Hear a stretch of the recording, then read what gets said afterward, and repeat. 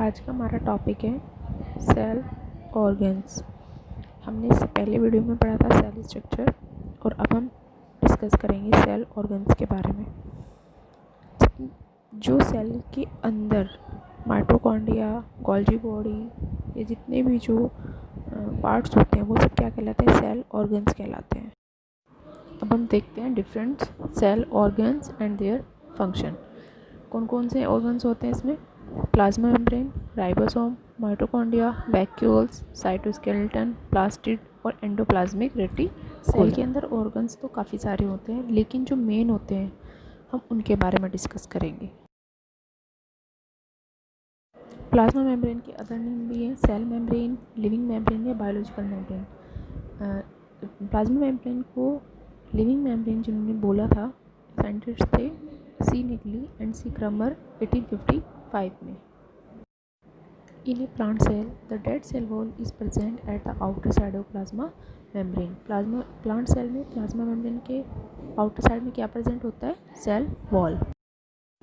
The plasma membrane is the organelle that encapsulated the contact of cell. Apart from encapsulated cell contents, the plasma membrane also play a vital role in regulating the movement of substance in and out of the cell. Plasma झिल्ली एक organ है जिसने cell को समझाया। Plasma membrane encapsulated होने के साथ साथ एक सेल के अंदर एक इम्पोर्टेंट रोल भी प्ले करती है। प्लाज्मा मेम्ब्रेन के अंदर मूवमेंट होते रहते हैं, इसलिए इसे क्या बोलते हैं? डायनामिक मेम्ब्रेन भी बोलते हैं। डायनामिक का क्या मतलब होता है कि जो इसका नेचर होता है वो चेंजेस होता रहता है।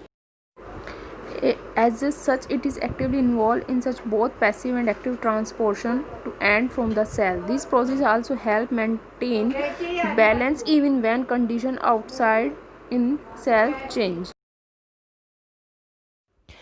ये जो प्लाज्मा मेम्ब्रेन होती है, एक तो ये क्या करती है? ट्रांसपोर्ट का भी काम करती है। मान लिया कि कोई भी सिग्नल सेल के बाहर से आ रहा है तो किसके द्वारा जाएगा? प्लाज्मा मेम्ब्रेन के द्वारा। तो जो प्लाज्मा मेम्ब्रेन होती है वो क्या रोल प्ले करती है कि मान लिया कोई सिग्नल किसी भी फॉर्म में आया है, ठीक है, तो ये प्लाज्मा मेम्ब्रेन के द्वारा एंटर करेगा। तो प्लाज्मा मेम्ब्रेन क्या काम करेगी?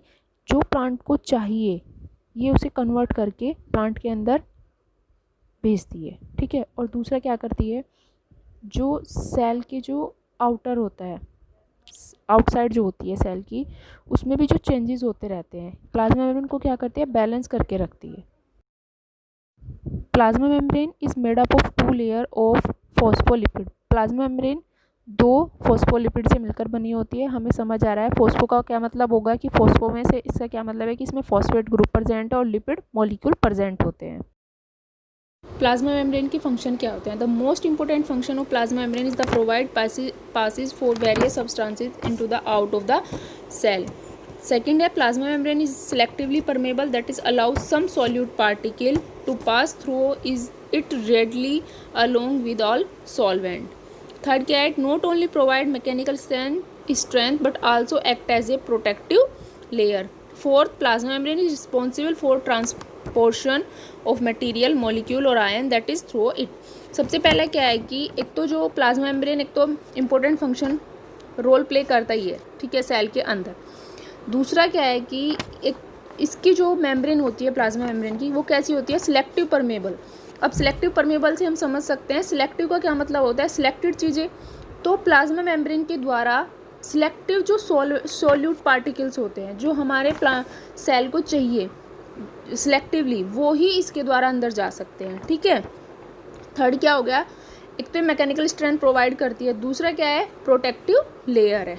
और जो प्लाज्मा मेम्ब्रेन के द्वारा जो ट्रांसपोर्शन होता है मटेरियल का, वो कैसा होता है? एक्सोसाइटोसिस और एंडोसाइटोसिस। एंडोसाइटोसिस मतलब कि जो भी मॉलिक्यूल हैं, जो भी पार्टिकल्स हैं या जो भी मिनरल्स हैं, जो भी सेल को चाहिए, वो किसके द्वारा जाते हैं? एंडोसाइटोसिस, एंडो मतलब अंदर, और एक्सोसाइटोसिस के द्वारा जो भी हमारा वेस्ट मटेरियल होता है वो बाहर निकलता है सेल से। जो बाहर निकलता है, पोर होते हैं एक सेल में, उनके द्वारा बाहर निकलता है एक्सोसाइटोसिस प्रोसेस के द्वारा, ओके।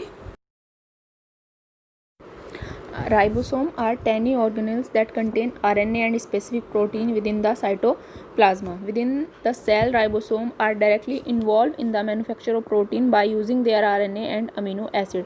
राइबोसोम क्या था? राइबोसोम बहुत छोटे ऑर्गन्स होते हैं और इनमें आपको पता है सेल के अंदर साइटोप्लाज्मा होता है, साइटोप्लाज्मा में राइबोसोम प्रेजेंट होते हैं। तो राइबोसोम में राइबोसोम में आरएनए प्रेजेंट होता है, ठीक है, आरएनए प्रेजेंट होता है, इसीलिए इसका नाम क्या पड़ा है, राइबोसोम, क्योंकि इसमें राइबोन्यूक्लिक एसिड प्रेजेंट होता है।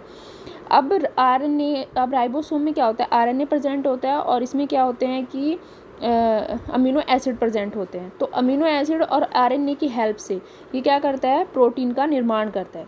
This process involve decoding the information contain the messenger RNA and using amino acid to produce the required protein, ठीक है। ये मैसेंजर आरएनए की भी हेल्प से लेके क्या अमीनो एसिड क्या करता है, प्रोटीन का निर्माण करता है।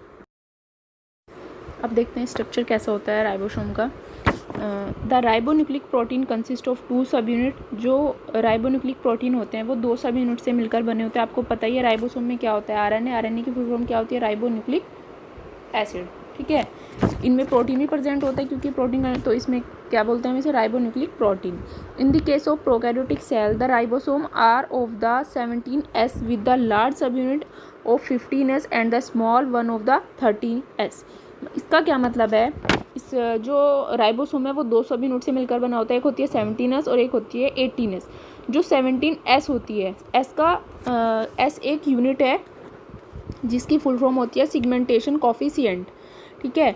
और ये जो 17S है ये कहाँ प्रेजेंट होता है, प्रोकैरियोट्स में। 17S भी 2 स्मॉल यूनिट से मिलकर बना होता है, एक होती है 15S और एक होती है 13S सब यूनिट। अब आते हैं eukaryotic cell have 18S ribosome within 16S large sub unit and 14S small sub unit. और यूकैरियोट में कौन सी मिलती हैं, 18S राइबोसोम मिलते हैं और ये भी 2 स्मॉल सब यूनिट से मिलकर बने होते हैं। तो एक होती है 16S और एक होती है 14S। मतलब कि ये क्या होती है, 16S एंड 14S क्या है, ये हमें ये तो पता चल गया कि सिगमेंटेशन यूनिट है, लेकिन क्या है इसमें इतने RNA प्रेजेंट होते हैं, ठीक है, 16S और 14S, तब जाके एक 18S यूनिट बनती है राइबोसोम की, ठीक है। स्मॉल RNA प्रेजेंट होते हैं 16S में और 14S में, तब जाके क्या बनती है 18S राइबोसोम जो प्रेजेंट होती है यूकैरियोटिक में, ठीक है। Ribosome are short lived as after the protein synthesis. जब हमें पता है राइबोसोम क्या करता है, प्रोटीन का निर्माण करता है। जब राइबोसोम प्रोटीन का निर्माण करता है, राइबोसोम जब प्रोटीन का संश्लेषण करता है तो उसकी मात्रा कम हो जाती है और जो सब यूनिट उसमें प्रेजेंट होती है वो क्या हो जाती है, डिफ्यूज़ हो जाती हैं। और डिफ्यूज़ होकर वापस से जब प्रोटीन का निर्माण होता है वो उनमें क्या करती हैं, उपयोग लाई जाती हैं। Ribosome are the site of biological protein synthesis in all living organism. ये तुम्हें पता ही है, जितनी भी लिविंग ऑर्गेनिजम्स होती हैं उनमें क्या करता है, प्रोटीन सिंथेसिस का काम करता है राइबोसोम। दूसरा क्या है, the arrange the amino acid in the order indicate by transfer RNA and assist in protein synthesis. Secondly ribosome का क्या फंक्शन है, ये ट्रांसफर RNA की सहायता से अमीनो एसिड का जो अरेंजमेंट है उसे क्या करता है, इंडिकेट करता है एंड प्रोटीन संश्लेषण में सहायता करता है। अब देखते हैं माइटोकॉन्ड्रिया। माइटोकॉन्ड्रिया की जो स्ट्रक्चर होती है वो एक सैक लाइक स्ट्रक्चर होती है और ये सभी यूकैरियोटिक सेल्स में प्रेजेंट होती है और they are absent in all prokaryotic like bacteria and cyanobacteria. Prokaryotic cell में माइटोकॉन्ड्रिया एब्सेंट होता है। माइटोकॉन्ड्रिया को जो सबसे पहले रिपोर्ट किया गया था, एक साइंटिस्ट थे कॉलिकर, 1850 में उन्होंने इसकी खोज की थी। लेकिन जो एक्चुअल में क्रेडिट जाता है माइटोकॉन्ड्रिया का वो जाता है फ्लेमिंग एंड अल्टमैन ने। इन्होंने इसका जो थ्रेड लाइक स्ट्रक्चर थी वो फ्लेमिंग एंड अल्टमैन ने दी थी 1900 में। देखते हैं माइटोकॉन्ड्रिया का मेन फंक्शन क्या होता है। आप सभी को पता है कि माइटोकॉन्ड्रिया को हम पावर हाउस भी बोलते हैं, क्यों, क्योंकि ये ATP का निर्माण करता है, ऊर्जा का घर भी बोलते हैं। अब ये देखते हैं जनरेट कैसे करता है ATP को। ये क्या करता है, जो भी शुगर, फैट्स और अदर फ्यूल्स होते हैं उन सबको क्या करता है, ब्रेक डाउन करता है और ऑक्सीजन की प्रेजेंस में जो लार्ज मॉलिक्यूल होते हैं उनको स्मॉल मॉलिक्यूल में ब्रेक डाउन करता है एंड एनर्जी का निर्माण करता है, ठीक है। ऑक्सीजन की प्रेजेंस में एनर्जी को जनरेट करता है, इसको क्या बोलते हैं, aerobic respiration. A vacuole may be described as a space inside the cell that does not contain cytoplasm. It is surrounded by a membrane and filled with a fluid. Vacuole store various molecules including enzyme, waste product of cell, water and even food material depending on the type of cell. इसका क्या मतलब है कि आपने देखा होगा, मैंने जब सेल स्ट्रक्चर दिखाई थी उसमें एक स्पेस था, उसमें एक स्ट्रक्चर थी, ठीक है, तो वो क्या था, वैक्यूल था। वैक्यूल में साइटोप्लाज्मा प्रेजेंट नहीं होता है, ये एक सराउंडिंग लाइक स्ट्रक्चर होती है और उसमें क्या होता है, fluid like gel like structure भरा होता है। वैक्यूल क्या काम करता है, जो भी मैंने आपको बताया था, जो वेस्ट प्रोडक्ट होते हैं प्लांट सेल में वाटर जैसे कि, और एनिमल सेल्स में जो भी फूड या अदर जो मटेरियल होते हैं, ठीक है, वो क्या करता है, स्टोर करके रखता है। Vacuole store various molecule including enzyme, waste product of cell, water and even food material depending on the type of cell. ये डिपेंड करता है सेल पे कि उसके लिए क्या वेस्ट मटेरियल है, तो वो सब कहाँ जमा हो जाता है, वैक्यूल में। In case where vacuole contain waste product of cell, they are also involved in the exportation of waste from the cell, thus protecting of cell from toxicity। ये क्या करता है, सेल को हार्म होने से बचाता है वैक्यूल, क्योंकि जो भी वेस्ट प्रोडक्ट होता है ये सारा उसको कंटेन करता है, उसको क्या करता है, एक्सपोर्ट कर देता है, ठीक है। Some vacuole also play a role in maintaining the internal hydrostatic pressure of the cell as well as regulating pH। Cell का जो फंक्शन है, क्या रोल प्ले करता है वैक्यूल सेल के अंदर, ये क्या करता है, जो सेल का हाइड्रोस्टेटिक प्रेशर है उसको क्या करता है, मेंटेन करके रखता है, ठीक है, उसकी पीएच को क्या करता है, रेगुलेट करता है।